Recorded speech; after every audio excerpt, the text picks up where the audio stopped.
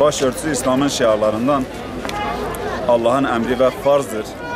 Tarihin her zamanında, yani her çağında bildiğimiz gibi İslam düşmanları ilkin, yani kadını dinsizleştirmek, İslam'dan uzaklaştırmak için onun başörtüsüne el uzatmışlardır. Hatta Resulullah Aleyhisselatü Vesselam zamanında Resulullah'ın Yahudilere karşı ilk açtığı savaşta, yani bir Yahudinin kalkıp Müslüman bacımızın tesettürüne, çarşafına el uzatmasından dolayıdır. Onların torunları, onların yolcuları olan Marksist, Sosyalist, BDP ve HDP zihniyeti de aynı yolu takip etmektedir.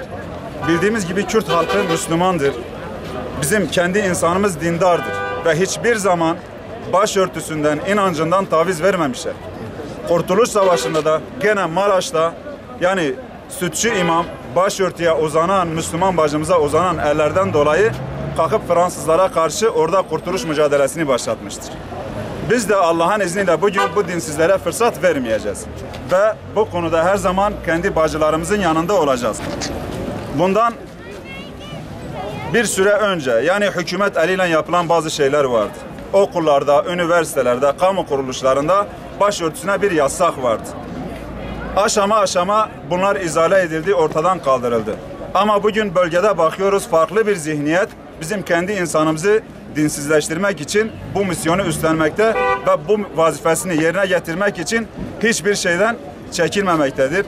Allah'ın izniyle Müslüman bacılarımız, Müslüman kardeşlerimiz de bugün bu duruşlarıyla burada onlara gerekli cevabı vermişlerdir ve her alanda, her ortamda inşallah Teala bu çarşaflı bacılarımız ve bizler de onların kardeşleri olarak onların yanında her an hazır olacağız. Bu konuda herkes rahat olsun inşallah Teala. Allah sizlerden razı olsun.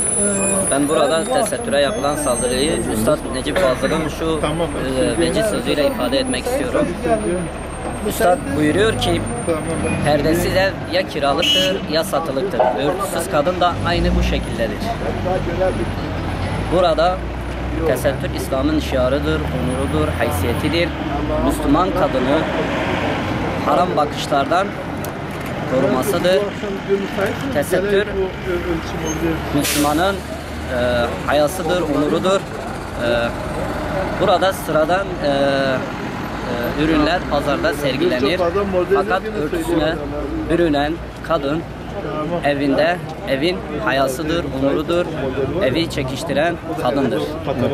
Bunun için tesettüre uzanan elleri kınıyoruz ve lanetliyoruz. Elhamdülillah bölgemiz İslam'dır, Müslümandır.